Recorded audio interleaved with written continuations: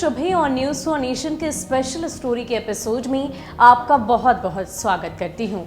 भ्रष्टाचार एक ऐसा शब्द जो युगों युगों से हमारे समाज में चला आ रहा है और ये प्रथा तो नहीं कह सकते, लेकिन एक लोकतंत्र में भ्रष्टाचार ना हो इसकी कल्पना भी परे है। अब ऐसे में भ्रष्टाचार को लेकर आए दिन कई तरह की कहानियां आपने सुनी हैं, कई तरह की खबरें सुनी हैं। आज भी लगातार खास करके राजनीतिक गलियारों में भ्रष्टाचार को लेकर कई तरह की चर्चाएं होती रहती है। लेकिन आज हम आपको उस दौर में ले चलेंगे जब देश आजाद हुआ था और श्री बाबू बिहार के मुख्यमंत्री हुआ करते थे। क्या आप सोच सकते हैं कि उस दौरान भी भ्रष्टाचार को लेकर एक गूंज उठी थी, एक बयार बही थी और जिसके तहत एक मंडल का गठन किया गया। जी हां, भ्रष्टाचार से पर्दाफाश करने के लिए अय्यर कमेटी का गठन किया गया और इसे गठित करते हुए अय्यर साहब ने इस बात तक की चर्चा कर दी कि मैं जनता से नहीं बल्कि ईश्वर से डरकर इस कमेटी का गठन कर रहा हूं। ये तमाम तरह की चर्चाएं उस वक्त भी चली और भ्रष्टाचार के बयार को रोकने की कोशिश पूरी की गई। लेकिन इन सब के पीछे एक और घटना उस वक्त सामने आई जिसे सुनकर आप भी आश्चर्यचकित हो जाएंगे। जी हाँ, एक नहीं बल्कि दो मुख्यमंत्री स्टेज पर चढ़ते हैं और भाषण शुरू करते हुए एक पर घोटाले को लेकर पर्दाफाश करने की कोशिश उनकी तरफ से की जा रही होती है, लेकिन लोग उनका विरोध कर बैठते हैं और उनकी पिटाई तक हो जाती है। जी हाँ, बिल्कुल सही सुना आपने। हम आपको वही अनसुनी कहानी सुनाएंगे जब दो मुख्यमंत्री स्टेज पर चढ़कर लोगों के बीच भाषण के प्रभाव से ये बताने की कोशिश कर रहे थे कि किस प्रकार घोटाले हुए हैं, किस प्रकार भ्रष्टाचार हमारे बीच में है। तो उस वक्त ही उन पर लाठीचार्ज की जाती है और उनकी पिटाई कर दी जाती है। तो जरा गौर फरमाइएगा इस कहानी पर और ध्यान से सुनिएगा उस दौर में जब दो मुख्यमंत्रियों की पिटाई कर दी गई थी। सहरसा जिले का वीरपुर 1973 के नवंबर का पहला सप्ताह। कर्पूरी ठाकुर तथा सरदार हरिहर सिंह ने नेतृत्व में कुछ नेताओं ने सभा करने की कोशिश की।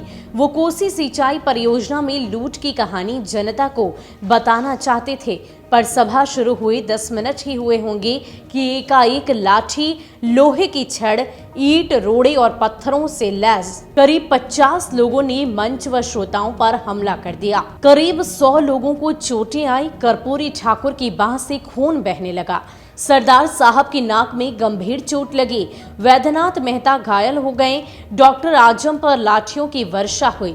विनायक प्रसाद यादव लुढ़क गए। ये सब विधायक थे। कर्पूरी ठाकुर और सरदार हरिहर सिंह तो मुख्यमंत्री भी रह चुके थे। हमलावरों का मनोबल तो देखिए। हमलावरों का उच्च स्तरीय राजनीतिक संरक्षण हासिल था, इसलिए स्थानीय पुलिस मूक दर्शक बनी रही। कोसी और गंडक नदी योजनाओं के निर्माण कार्यों में यदि तब भीषण भ्रष्टाचार नहीं होता तो उत्तर बिहार की गरीबी मिटाने में उन सिंचाई योजनाओं से काफी मदद मिलती। पर राजनीतिक संरक्षण में इन योजनाओं के पैसों को लूटकर उन्हें करीब करीब विफल ही कर दिया गया। इन योजनाओं के तहत नदियों पर बांध बनाना और नहर निकालना शामिल था। साथ ही नदी से बालू निकालना था। वृक्ष लगाने थे ताकि बांध की मिट्टी नहीं कटे। कोसी योजना तब 170 करोड़ रुपए की थी। कोसी योजना परियोजना में घोटाले की जांच के लिए 1970 से 71 के संविद मंत्रिमंडल ने दत्ता आयोग बनाया था, पर बाद के मंत्रिमंडल ने आयोग को ही रद्द कर दिया। भारत सेवक समाज पर आरोप था, उसे कोसी बांध में मिट्टी का काम मिला था, उसे वृक्ष भी लगाने थे।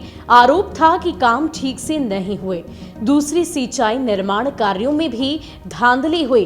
बिहार विधानसभा की प्राक्कलन समिति ने घोटाले की जांच की। जांच में धांधली के सबूत मिले। समिति ने राज्य सरकार से यह अपेक्षा की कि दोषी व्यक्तियों के खिलाफ कार्रवाई करके वह समिति को सूचित करे। पर राज्य सरकार को ना तो कुछ करना था, ना उसने कुछ किया। लोकसभा में भी इस पर हंगामा हुआ। बिहार से तब एक केंद्रीय मंत्री ललित नारायण मिश्र प्रतिपक्ष के निशाने पर थे।